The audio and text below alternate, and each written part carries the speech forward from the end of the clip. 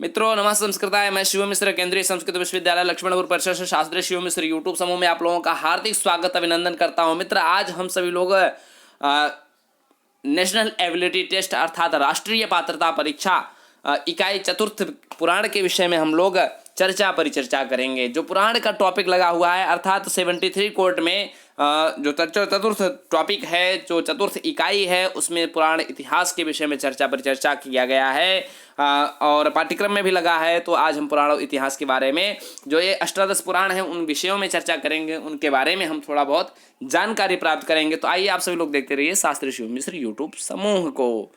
श्रीमद् भागवत मतानुसार अष्टादश महा उपपुराणानि वर्तन्ते। देवी भागवतानुसारम अष्टादश महापुराणानि सन्ति। मद्वयं भद्वयं चैव व्रत्रयं व चतुष्टयम् अनापालिङ्गकुष्कानि पुराणानि प्रचक्षते। तर्हि मद्वयं किमस्ति? मत्स्य पुराण, मार्कांडे पुराण, भद्वयं किम् अस्ति? भविष्य पुराण, भागवतम पुराण, व्रत्रयं व चतुष्टयं व्रत्रयं किं वर्तते? ब्रह्मांड पुराण, वैवर्त पुराण, ब्रह्म पुराण व चतुष्टयं वायु पुराण, वामन पुराण, विष्णु पुराण, वराह पुराण, अनापालिङ्गकुष्कानि, अग्नि पुराण, न नारदीय पुराण, पद्म पुराण, लिंग पुराण, गरुण पुराण, कुष्कानि, कूर्म पुराण, स्कंद पुराणश्चेति। मद्वयं भद्वयं च व्रत्रयं चतुष्टयम् अनापालिङ्गकुष्कानि पुराणानि प्रचक्षते। एतदर्थम् इत्थम् अष्टादश पुराणानां नामानि वयं वयं गणनां कुर्मः। ब्रह्मपुराण विषये यदि वदामि चेत् ब्रह्मपुराणानुसारं प्रथमं पुराणं मन्यन्ते। देवी भागवतानुसारं पंचम पुराणं विद्यते।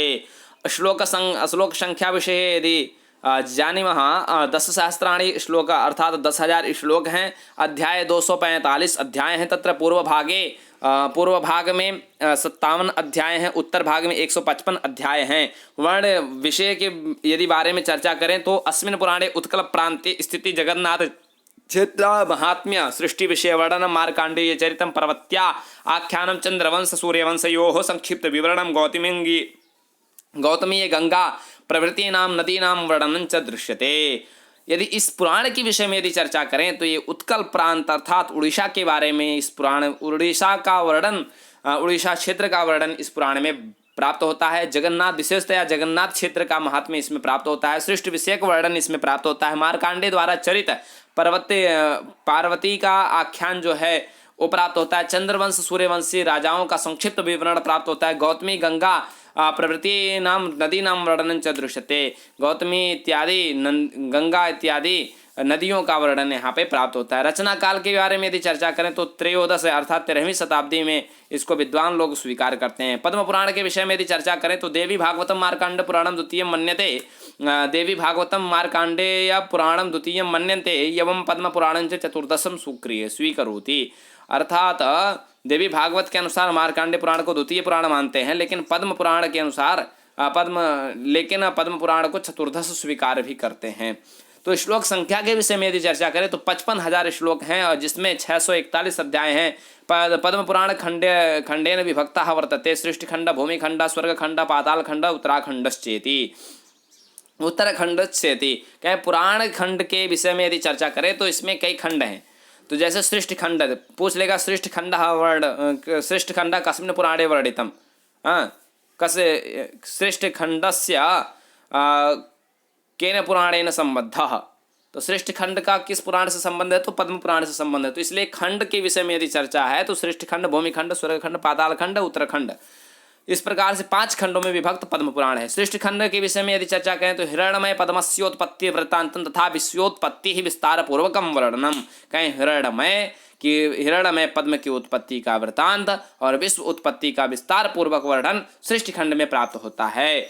भूमिखंड विषय यदि चर्चा भवति चेत भूमिखंडे सप्तद्वीपानां सप्तसागराणां च वर्णनम प्राप्यते। अर्थात भूमिखंड में 7 द्वीपों का, 7 सागरों का जो है वर्णन प्राप्त होता है। स्वर्गखंड के विषय में यदि चर्चा करें तो बैकुंठ लोक का वर्णन, परलोक साधन का वर्णन, प्रलयादि लक्षण, शिवार्चना विधि का वर्णन जो है प्राप्त होता है। पाताल खंड की यदि चर्चा करें तो श्री रामचरित, श्री कृष्ण लीलादि नाम विशदम विवेचनम प्राप्यते विद्यते पाताल खंडे। उत्तरखंड में देखा जाए तो अपवर्ग, साधन और मोक्ष परिचय इत्यादि का वर्णन पांचवें खंड अर्थात उत्तरखंड में प्राप्त होता है। अस्य पुराणस्य रचना कालः पंच शताब्दी मन्यते, अर्थात 5वीं शताब्दी मानते हैं इस पुराण की रचना को। अब तीसरा पुराण है विष्णु पुराण के विषय में हम चर्चा करते हैं। तो अष्टादश पुराणेषु विष्णु पुराणस्य तृतीयम स्थानम अस्ति, अर्थात 18 पुराणों में विष्णु पुराण का तीसरा स्थान है।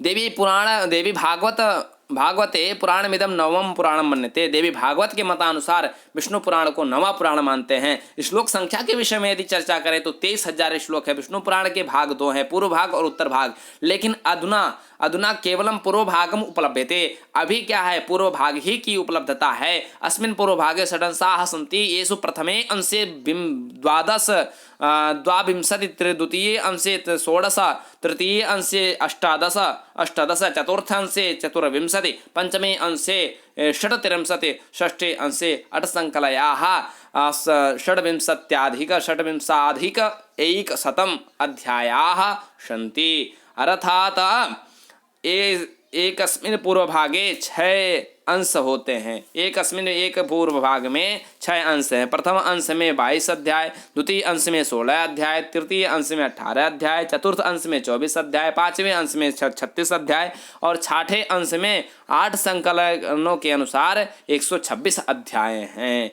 कहें वर्ण विषय के बारे में यदि चर्चा करें तो प्रथम अंश में सृष्टि वर्णन का चर्चा है, द्वितीय अंश में भूगोल सांगोपांग विवेचन प्राप्त होता है, तृतीय अंश में चतुर आश्रमों का जो है विशेष कर्तव्य की व्यवस्था प्राप्त होती है और चतुर्थ अंश में सोमवंश का प्रमाणिक इतिहास का वर्णन प्राप्त होता है। पृथु चरित्र ध्रुव प्रहलाद नहुस भगीरथ आदि का चरित्र चित्रण का वर्णन प्राप्त होता है। पंचम अंश में श्री कृष्ण के सान्वय लौकिक चरित्र चित्रण का वर्णन प्राप्त होता है। छठे अंश में कलयुग का स्वरूप कैसा है, प्रायश्चित विधान क्या है, योग मार्ग निरूपण क्या है, इनके बारे में चर्चा प्राप्त होती है। और अगर रचना काल के बारे में चर्चा करें तो 6ठी शताब्दी मान्यते 6ठी शताब्दी इनकी रचना काल को मानते हैं। वायु पुराण के विषय में चर्चा करते हैं तो वायु पुराण मत्स्य पुराणानुसारम श्वेत कल्प प्रसंगे वायुना यस्मिन् पुराणे धर्म कथाया रुद्र महात्म्यस्य वच वर्णनम विहितम अस्ति तदेवास्ति वायु पुराणम।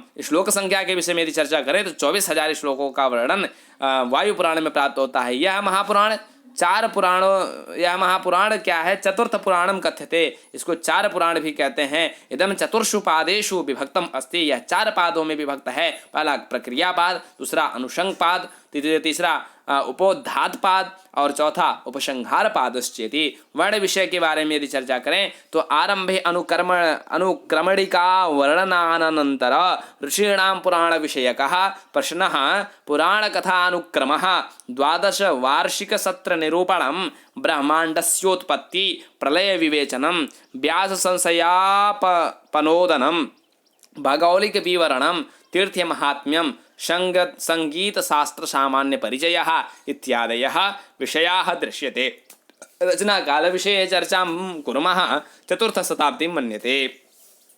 5वां पुराण है श्रीमद्भागवत पुराण।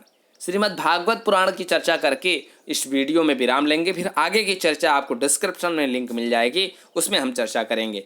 5वां भागवत पुराण इस वीडियो का अंतिम जो है चरण है, 5वां भागवत पुराण है, नहीं तो वीडियो भी बहुत दीर्घ हो जाएगा। श्रीमद् भागवत पुराण के बारे में चर्चा करें तो श्रीमद् भागवत पुराणम नारदीय पुराणानुसारम पंचमं पुराणम अस्ति। श्लोक संख्या विषये यदि चर्चां कुर्मः 18,000 श्लोक वर्तते। 18,000 श्लोक हैं। पुराणमिदं स्कंदेन विभक्तः, यह पुराण क्या है, स्कंदों में विभक्त है, जिसमें 12 स्कंद हैं। प्रथम स्कंद में 19 अध्याय हैं और द्वितीय स्कंद में 10 अध्याय हैं, तृतीय स्कंद में 33 अध्याय हैं, चतुर्थ स्कंद में 31 अध्याय हैं, पंचम स्कंद में 26 अध्याय हैं और छठे स्कंद में 19 अध्याय हैं, सप्तमें स्कंद में 15 अध्याय हैं, अष्टम स्कंद में 24 अध्याय हैं, नवम स्कंद में 24 अध्याय हैं, दसम स्कंद में 10 अध्याय हैं और एकादश स्कंद में 31 अध्याय हैं, द्वादश स्कंद में 16 अध्याय हैं। संकलन के विषय में यदि चर्चा करें तो 335 अध्यायों का ये द्वादश स्कंद में 335 अध्यायों का संकलन प्राप्त है। वर्ण विषयाः प्रथम स्कंदे व्यास नारद प्रश्नोत्तरम पांडव चरितम श्रृंग मुनि द्वारा राज्ञे परीक्षिते शाप इत्यादयः विषयाः वर्णन। द्वितीय स्कंधे ब्रह्मा नारद संवाद पुराण लक्षण वर्णनम। तृतीय स्कंधे विदुर उद्भव संवाद विदुर मैत्रेय वार्तालाप प्राकृत वैकृत सर्ग निरूपणम ब्रह्मांडोत्पत्ति वाराहावतार द्वारा पृथिव्या उद्धार हिरण्याक्षवध इत्यादयः विषयाः सन्ति। चतुर्थ स्कंद में यदि चर्चा करें तो सीता चरित, दक्ष यज्ञ विध्वंस, ध्रुवेन पृथुचरित वर्णनम। पंचमे स्कंधे वैवस्वत मनु प्रसंगे प्रिय व्रतोपाख्यानम, नाभि ऋषभ देव कथा, भूगोल खगोल नरकादीनां वर्णनम। षष्ठे स्कंधे अजमिलोपाख्यानम, दक्ष द्वारा सृष्टि वर्णनम, वृत्तासुरवधः, चित्रकेतुपाख्यान वर्णनम। सप्तमे स्कंधे प्रहलाद चरितम वर्णाश्रम धर्म निरूपणम च वर्तते। अष्टमे स्कंधे चतुर्दश मनवंतर वर्णनम, गजेंद्र मोक्ष वर्णनम, समुद्र मंथनम, मत्स्यावतार कथा च वर्णितमस्ति। नवमे स्कंधे सोम सूर्यवंश वर्णनम, सुद्युम्न चरितम, इक्ष्वाकु चरितम, अम्बरीशोपाख्यान मित्यादीन विषयान सन्ति। दशमे स्कंधे श्री कृष्णादि जन्म चरित्र चित्रणम, रासलीला वर्णनम, मधुरा नयन वर्णनम, काल यवन वधः, रुक्मिणी हरणम च विद्यते। एकादश स्कंधे यदुकुल शाप, यदुकुल क्षय, निमिन नव योगेश्वर कथा, श्रीकृष्णस्य स्वधाम गमनम इत्यादीन विषयान वर्णनम दृश्यन्ते। द्वादश स्कंदे कलियुगानां राज्ञां वंश वर्णनम, युग धर्म विवेचनम, कल के अवतार, परीक्षित मोक्षः, वेद शाखा विभाजनम इत्यादीनि वर्णते। एतदर्थम इस प्रकार से जो है श्रीमद् भागवत अर्थात हम लोगों ने 5 पुराणों का चर्चा संक्षिप्त रूप से किया है। कहीं कहीं आपको यदि नोट्स बनाना है तो रोक रोक कर की वीडियो को नोट्स आप बना सकते हैं, नोट निर्माण कर सकते हैं। यदि कहीं कोई त्रुटि है तो उसके लिए हम क्षमा चाहते हैं। टाइप मिस्टेक हो सकता है और भी कई बार त्रुटियां प्राप्त होती हैं, तो इसलिए बहुत त्रुटियों वैसे प्राय से ये प्रयास किया गया है कि त्रुटि ना हो। यदि कहीं कदाचित कोई त्रुटि मिलती है तो आप हमें सूचित करें और इसमें कुछ सुधार किया जाएगा। तो इस प्रकार से 5 जो है पुराणों का चर्चा हमने इसमें किया और आगे के जो 66वें पुराण से लेकर के 18 पुराण पर्यंत तक फिर हम चर्चा अगले वीडियो में करेंगे। आज के लिए बस इतना ही। सभी को सादर प्रणाम। जय तु संस्कृतम, जय तु भारतम।